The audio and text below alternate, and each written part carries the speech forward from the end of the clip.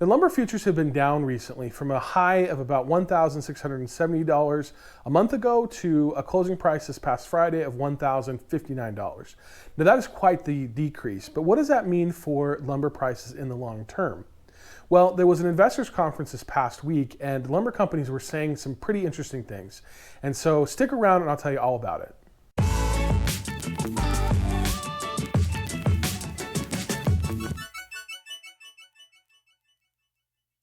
So I recently got this comment on my channel from a guy named Ray Persia. When the lumber chart comes down, how long will it take until we see the price drop at stores? Now that is a great question, but the fact of the matter is that we don't know exactly. You know, a lot of the extremes in the lumber futures market are probably due to speculators who are getting in the market and driving prices either up or down. And they don't always translate real well to the prices that we actually pay. It also depends on what products we're talking about. As lumber futures are really made up of random lengths of 2x4s, they're not always a great stand-in for the price of other goods like treated lumber that may require chemicals or sheet goods that may require glue or other transportation needs. The answer really comes back to demand in many cases. Now, something is worth only what people are willing to pay for it. And if people are unwilling to pay these high prices, the price will have to come down. Now, that said, there is an interesting economics principle at play here, and that is price elasticity. Now, price elasticity is a measure of how sensitive demand is to changes in prices. Let's take the example of insulin. Now, insulin is a drug that many people need to survive, and without it, they will die. So the price of insulin is something that we would call inelastic. And that means that no matter what the price fluctuation, the demand is not really going to change. People will still demand it, they'll still need it, they'll still pay whatever price for it, even if those prices fluctuate.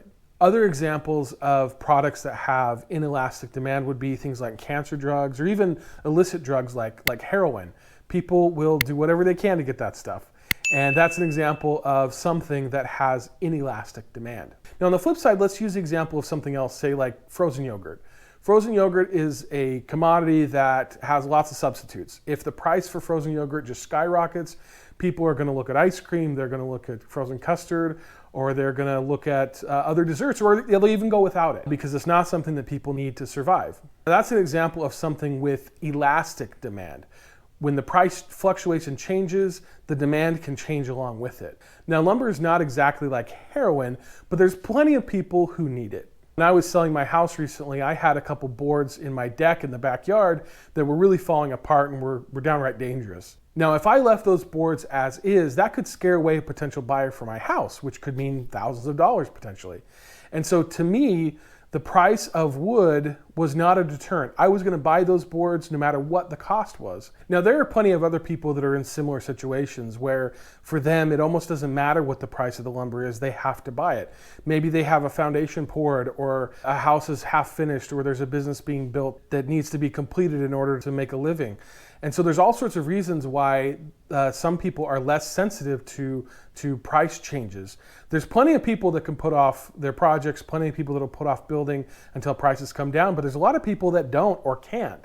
And that is in part what keeps those prices high. So that brings me to some of the comments of one of the CEOs of the largest lumber companies in the US. It was the CEO of a company called Weyerhauser, and they were at an investor conference earlier this week. So here's what he said. I don't think $1,000 lumber prices are the new normal.